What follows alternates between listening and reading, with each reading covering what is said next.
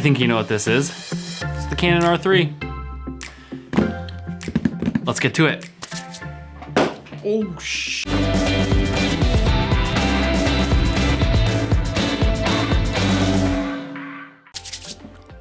What is up, everybody? Today is a great day. Got the Canon R3. Let's do an unboxing video. Let's get to it. So, my name is James. This is the Engineering Filmmaker, where we talk about photo, video, travel, and tech. This stuff. If you like this content, hit the button down below. So, let's get into it. Haven't even opened it up yet. There you go. But now we're here. You got your typical stuff. We all came here for the same thing, right? For this guy.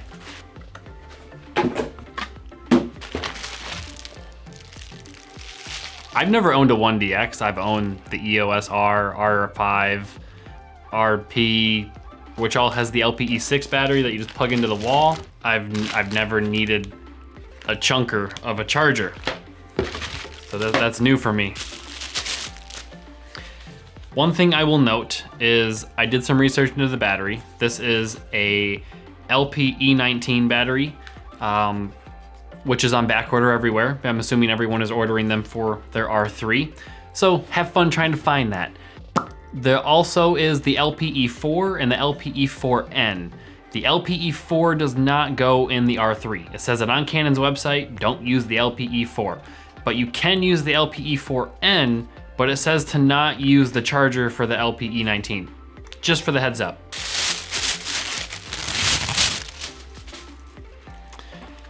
There she is. The Canon R3. This is a lot lighter than I expected. I know the battery's not in it right now, but this is not that heavy. It looks like every other Canon camera. I mean, it's to be expected. You've probably seen pictures of it and everything online. It's very similar to the 1DX series. All right, so we've got the R3 out of the box. It looks amazing. I mean, it just feels so good holding it in your hand.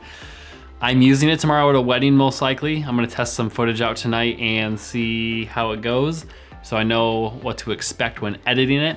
But let's just go over a few of the cool features on the backside button-wise, and maybe the menu, and that's it. We're just kind of going over the looks and the unboxing experience. We finally have the switch for photo and video mode instead of having to push mode, then info, then change your mode. Such a process just to change to photo.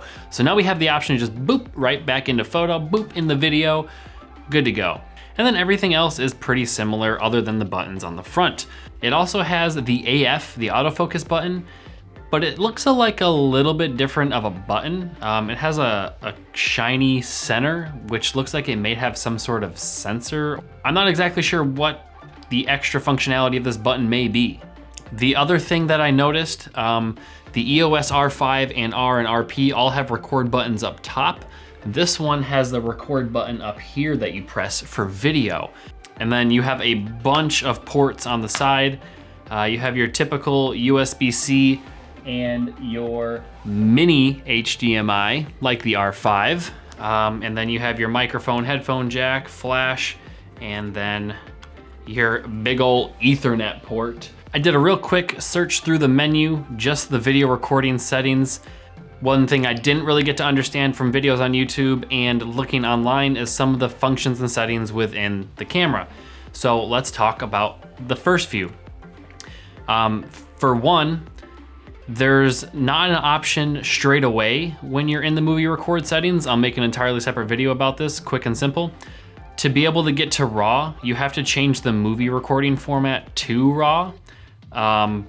Which is weird because on the R5, I believe you just have the option when you push 8K for RAW.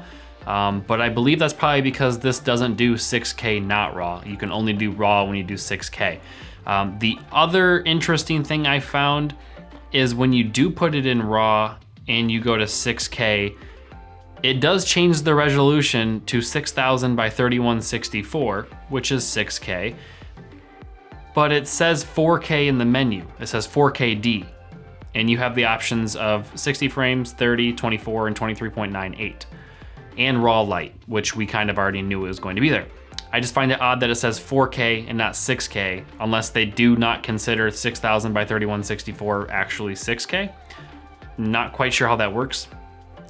All the other settings are pretty simple. You still have your movie cropping and your sound recording like other things. The other thing I noticed that I'm pretty sure I saw before I got the camera is that you can either do log off or C-Log 3. There is no C-Log 1 anymore, like on the R5, the R. It's just C-Log 3. I would imagine they probably should add C-Log 2 and regular C-Log. So those are some pretty interesting things I found when going through the menu. One other thing is it does have an image stabilizing mode just like the R5 and the R6, but it actually asks you for the focal length in this one now. It has some more settings I'm not gonna go over, maybe an entirely different video, I'll go over all the settings. And then it also has an auto power off temp. You can put it at standard or high, which is interesting. And when you put it in high, it says, depending on the card, recording time may be extended. Card may become hot, be careful when taking out. So your card may be so hot that it burns your fingers.